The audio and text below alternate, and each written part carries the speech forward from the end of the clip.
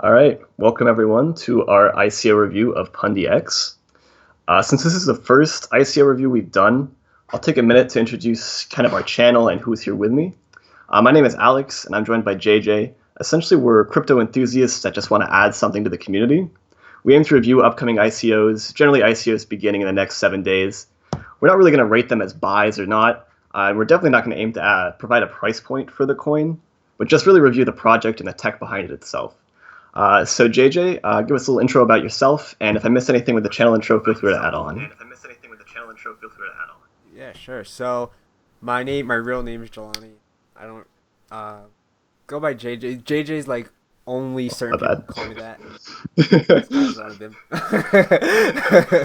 um, but yeah, no. I come from a marketing background. I started drop shipping and started doing some e-commerce things, and one thing led to another, and I fell in love with crypto. Got into XLM about like 3 cents, and then ever since then, I just have been loving it. So I figured we can, bring to YouTube something that a lot of people are not doing is giving ICOs, because ICOs are amazing if you could find a great project. So hopefully we can add some things. One thing I do want to add is that we are not financial advisors. So if you do happen to invest in one of these projects that we um, don't blame us At your own like risk, something yeah. happens, At your own risk, yeah. Yeah, we don't want to take responsibility because obviously crypto is really fast, very volatile. So just invest with what you can afford and invest with knowledge. Go out there, do additional research on top of what we're telling you, and yeah, have fun. So yeah, like we were saying, Pundi X. I don't even know what this is about. So Sure. All right. Great. So some very important stuff to cover there. But yeah, let's get started with the review. So as I mentioned, we'll be talking about Pundi X, the Pundi X system, and the Pundi X token, abbreviated PXS. So the first thing to look at with any ICO is what's the problem they're trying to solve. And with Pundi X, they feel that crypto isn't seeing widespread use as a currency because the majority of people in the world, don't understand it and they don't feel the need to learn. Let's face it, if you're interested in crypto and understand the basics of cryptography like a public and private key, you're not the average citizen of the world. And so to remedy that, Pundi X is aiming to equip stores with a Pundi X point of sale machine. And this machine will allow customers to purchase goods with cryptocurrency by using the Pundi X smartphone app, or what they're calling a smart card. To me, reading the white paper, it seems a lot like a credit card for cryptocurrency. And I'm borrowing this straight from the website. Pundi X wants to make buying cryptocurrency as easy as buying bottled water. They want to be the Walmart or 7-Eleven of cryptocurrency. They want to allow you to buy and use crypto anytime, anywhere. And their ultimate aim is to have 100 million users in 3 years and a billion users in 5 years. Uh, yeah, so very pretty lofty goals. ambitious. And so before getting into ICO details, um, any thoughts on the problem, basics of what they're trying to solve, and their pretty ambitious goals? Uh, um, so the problem I think is a huge problem. I think that a lot of people do not understand cryptocurrency. They don't really understand that the technology is what's amazing about this. And like my mom, people that I know are just like, what? Like, what is that? Like, they think Bitcoin, like you have to buy one Bitcoin is like $11,000. So that's like the type of, I guess, barrier we're facing. So I think that's the Pundi X is, I think it's gonna solve some problems if they can do what they say they're gonna do. Um, as far as their goals, I feel like it is possible. If you look at Binance, like they grew by like 6 months, like 4 million users. I think they're evaluated as a $1 billion company. I don't even know, but I Yeah. know they're making lots of money. So it's very possible to quickly get people on board if you can go about it the right way. Um, but with that said, I also think that ambitious goals can kind of not hurt your project, but like if you don't meet those goals, then people are gonna kind of be like, "Well, I thought it would happen," and they expect that to happen, especially if you're having an ICO claiming these things. So I don't know. I think it's okay. I think what they're trying to do is amazing, and if they can do what they're trying to do, then Right, they're calling them a smart card. Yeah, and essentially that'll be linked to your smartphone app or your account. And essentially they're trying to obfuscate the public-private key wallet scenario from the average user and just allow you to access it with a password. So it's a lot more familiar to like the average user of a smartphone app. Yeah. And I think an important point that you touched on is with every ICO, if you're buying in, you're taking a pretty large leap of faith, right? Your leap of faith here is that you think cryptocurrency will be accepted as a customer walking into a store and buying goods, right? You think that's going to happen. And if you're bullish on that, then I would assume you're bullish on this project. And so with that, moving on to the ICO itself, their goal is to raise $35 million, and they're going to do that by only accepting Ethereum. So this is an ERC20 proof of stake token, and one Ethereum will get you 1,666.67 PXS. And an important thing is that you'll only get 500 PXS immediately. So they'll only release 500 once you put in your initial investment per one Ethereum. And the rest will be released monthly over the course of 3 years. So with however much you're putting into this ICO, you're going to get a third initially, and then the rest will be released over 3 years. Then, however many tokens are generated in the ICO, they're going to create an additional 50%. So 1.5 times the total ICO number will be 50% of that will be allocated towards the company.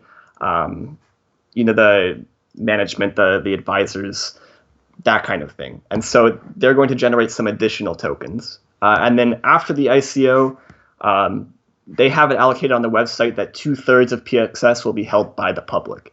So only 1/3 will be retained in total by the company. All right. So with that kind of stuff in mind, let's move to both the hardware and software of what they're trying to accomplish here.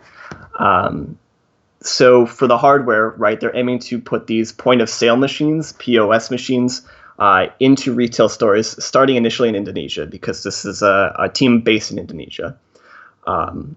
They'll be providing these to the stores for free. And they claim that the cost of the ICO, so depending on how much money they raise, that will also determine how many of these machines they can build, because this is a large initial startup cost for them. So then these point of sale machines will interact with their smartphone app and these smart cards. But building on top of this, so they already have a payment app active in the App Store called Pundi. And since February 2017, this existing app has 100,000 downloads, 20,000 monthly active users, and is used in 500 retail outlets. And so the Pundi X system will be built on top of this existing Pundi app. Yeah, and so it's important to know that they already have some sort of market penetration and are already users actively using something very similar to this. So my understanding is it's a bit like Square Pay. It's kind of like it's an app you have on your phone and you scan a QR code. It's a bit like Android Pay, actually, where you can scan a QR code with your phone and then select how you want to pay for whatever you're buying at the store. And I guess the next or the natural flow will be now that you can also do it with cryptocurrency. And so they'll just be building on top of this existing app. And so that's a very interesting idea. Additionally, they want to allow users to buy and sell crypto for fiat using this app. And so they will have some sort of Pundi X system and software base that will connect to exchanges. Will connect merchants and customers to these exchanges, allowing you to buy and sell cryptocurrency for other cryptocurrency and fiat at the best rates you can find. And with that, there's so the only other caveat is that if you own PXS tokens, if you own a certain amount, you get like discounts based on how much you own in stores. But with that is basically the technical aspect or their overall approach, hardware and software-wise, with how they're going to try and solve this crypto problem. So, what are your thoughts? I think like it's great. I'm just trying to think like in Indonesia, is that market like really known for having Bitcoin. Like I would have to research that, and I think that's important to note, because if it's a market that is not already familiar with Bitcoin or how cryptocurrency works, then Pundi X has a major hurdle to overcome with releasing this, right? Because you have to teach people like how to, unless Pundi X already, the POS already does that, where it converts on the system itself, where like you can convert fiat to BTC or whatever. But I think that one thing I would want to research is like in Indonesia, is cryptocurrency something that's really talked about? That's a good point. It could be. I don't know. It could be. But I like the fact that they do have something already, like the Pundi app. I do like that, because it to me it proves that like they're not BSing. Like they have people that could potentially already have this immediately because they already have the user base. And coming from like a marketing background, acquiring new customers is like expensive. So when you have people already that are on your platform, and you can like seamlessly implement the Pundi X system, I think that's amazing. But I think that what they're trying to do is awesome, and I also think that this could be huge. I honestly haven't seen anything like this, or someone or a company trying to take over that debit credit card transaction and kind of make it more cryptocurrency. So I think this is awesome. I like the fact that they're also starting small, and kind of proving if it will work, instead of like automatically going to like the biggest markets and just hoping that it does work. I think that's important. Do you know anything about their team? Just looking at the team, kind of their quick little blurbs, their bios on their website.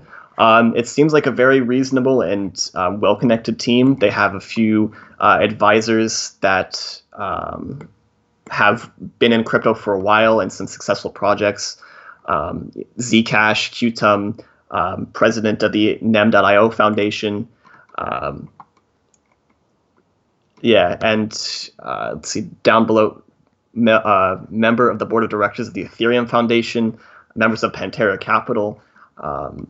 Just quick glances at from their bio page, it seems like this is a very legitimate team, well connected. They've been around crypto for a while. Obviously, they've also been around this space and locally for a while, in terms of the Pundi app. They've generated some media buzz. They've been mentioned in Forbes, mentioned on CNN, Business Insider. This is, an ICO that has a very legitimate team, an existing product that they can build on top of, an existing market that they're already in, and some media attention, which to me seems very promising, right? And, the fundamental theory or the fundamental question you're asking is, can cryptocurrency ever be accepted or ever be used as the method of buying, just going to a grocery store and buying food? That might be outside the realm of this channel, or a discussion that's going to take years to find out. But if you think that's definitely a possibility, then I think this project is very promising. Yeah, no, I totally agree. I was looking at their partnerships, and it's funny because they have Stellar as one of their partnerships. Well, there you go. That's awesome. I was going to say that their website looks really well done. One thing that I always look for, I don't know if you do too, but you probably do, is like how well the website flows. Do they have a solid team, advisors, the white paper? Like all these things matter. Like when you're looking at a potential investment, you want to make sure that the company or the ICO, whatever that you're investing in, cares about aesthetic, cares about how they look. If there's any grammar, like those things really, really matter. And it should definitely be taken into consideration when you're looking to invest. So that's one thing I would like to say in terms of their website. It looks really great. Yeah, I think just as some closing thoughts from me, I think the project looks nice. And I think, as you mentioned, it's very professionally done. Their white paper is in multiple languages. They also have a summarized one-page white paper if you're just looking to glance over it. We'll make sure to include links to the website and the white paper in the description of this video.